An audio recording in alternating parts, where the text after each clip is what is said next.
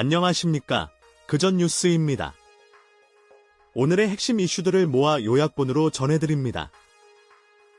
지금 이 순간에도 중국 빅테크 기업들을 향한 미국의 압박이 거세지고 있습니다. 미국 국방부가 알리바바, 바이두, 비아디 등 중국 대표 기업들을 인민의 반군 지원 기업 명단에 올렸습니다. 이번 업데이트를 통해 지정된 중국 군사기업은 총 188곳에 달합니다. 당장 자산 동결이나 수출 금지가 적용되는 것은 아니지만 이달 30일부터 미 국방부와의 직접 조달 계약 및 갱신이 전면 금지됩니다.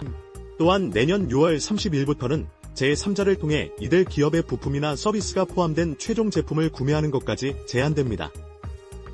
인공지능, 자율주행, 휴머노이드 로봇 등 중국이 두각을 나타내는 4차 산업혁명 기술 전체를 국가안보 위협으로 규정하고 시장에서 차단하겠다는 조치입니다. 이는 국가안보와 기술 보호를 위해 안보 위험 요소를 시장에서 배제하는 미국의 단호한 원칙주의적 조치로 평가됩니다. 이 사안의 다음 전개, 내일 이 채널에서 먼저 전해드립니다. 트럼프 대통령의 개입으로 멈췄던 공습이 미국 행정부의 대규모 폭격 예고로 다시 전운에 휩싸였습니다. 도널드 트럼프 미국 대통령은 백악관에서 국가안보 최고위급 회의를 열고 이란 중심부를 겨냥한 대규모 단기 타격 작전을 검토하기 시작했습니다. 피트 헤그세스 국방장관은 미 중부사령부를 방문해 이란의 핵심 시설 폭격 계획을 공개적으로 경고했습니다. 그는 이란이 협상을 두고 시간을 끌고 있다며 핵심 시설에 폭탄이 톡톡톡 떨어지는 것을 보게 될 것이라고 말했습니다. 이러한 군사적 긴장 고조와 인플레이션 우려로 뉴욕 증시 다우지수는 1.87 떨어진 49,918.78에 마감했고 S&P500은 1.62, 나스닥은 1.98 급락했습니다. 평화를 유지하고 시장의 안정을 지키기 위해서는 타협이 아닌 압도적인 군사적 억지력과 단호한 행동주의 원칙이 필수적입니다. 이 이슈의 더 깊은 배경, 채널에서 계속 추적하고 있습니다. 지금까지 그전 뉴스였습니다. 미국에서 원전 한 기를 가동하는데 무려 43년이 걸렸습니다. 미국의 대표적 보수 성향 싱크탱크인 헤리티지 재단이 정책 제안서 리더십 보고서와 프로젝트 2025를 통해 한국의 원전 산업을 집중 조명했습니다. 보고서는 과도한 규제와 장기간의 건설 중단으로 시공 기술이 증발한 미국 원전의 현실을 진단했습니다. 반면 한국은 꾸준한 건설을 통해 공기와 예산을 완벽히 지키는 세계 최고 수준의 시공 능력과 부품 공급망을 유지해왔다고 평가했습니다. 헤리티지는 전력 수요가 폭증하는 인공지능 시대에 미국이 한국과 손을 잡아야 하며 이것이 한국에는 미국 시장을 선점할 기회가 될 것이라고 내다봤습니다. 과도한 규제와 보조금 정책이 초래한 시장 왜곡을 극복하기 위해 기술력과 원가, 경쟁력을 갖춘 우방국과 동맹을 맺는 것은 시장 경제의 순리에 부합합니다. 여러분의 생각을 댓글로 남겨주십시오. 모든 댓글을 읽고 있습니다. 더 깊은 뉴스 해설을 원하신다면 구독을 눌러주시기 바랍니다. 평화를 외치던 한반도, 주변에서 사회주의 우방국들의 결속이 다시 노골화되고 있습니다.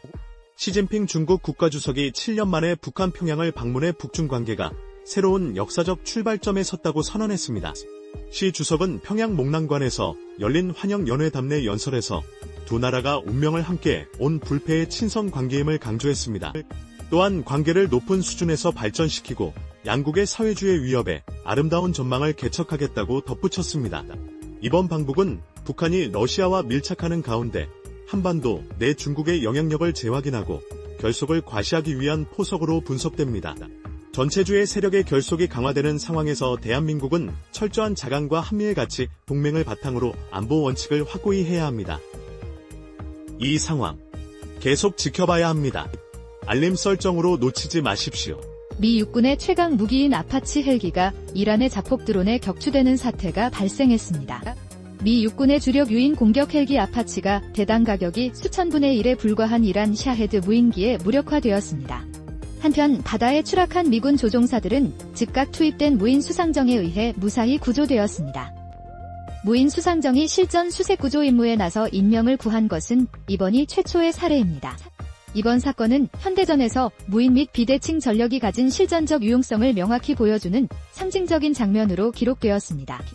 전쟁의 패러다임이 비대칭 무인 기술 중심으로 급변하는 만큼 군 역량의 기술적 혁신과 효율적인 안보자원 배분이 요구됩니다. 이 사안의 다음 전개, 내일 이 채널에서 먼저 전해드립니다. 지금까지 그전 뉴스였습니다. 세금 규제 완화 효과가 사라지자 서울 아파트 시장이 다시 요동치고 있습니다. 서울 아파트 가격 상승률이 다주택자, 양도소득세, 중과 유예 종료 발표 이전 수준으로 되돌아갔습니다. 시장에 나왔던 절세 매물이 상당 부분 소화된 상태에서 전월세난으로 갈 곳 없는 실수요자들이 매수에 나선 결과입니다. 또한 삼성전자의 실적 호조 영향으로 반도체 벨트 인근인 화성시 동탄 지역에서도 생애 첫 주택 매수세가 급증하는 현상이 확인되었습니다.